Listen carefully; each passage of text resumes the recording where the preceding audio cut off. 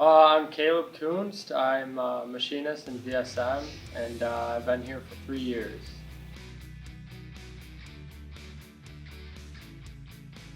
The MEPP program at Coopersville actually intrigued me to get to work here. I got to go to like 5 different companies and visit them, see what I like most about them, and then pick DeWy's.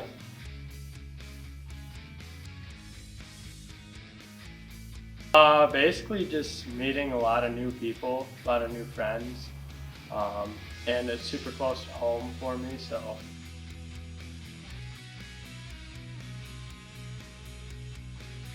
probably Mark, honestly, because he's come from cleaning toilets and he's now our president, so it's pretty cool.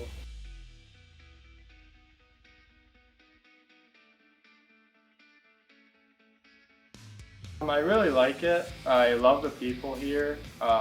Just really good environment.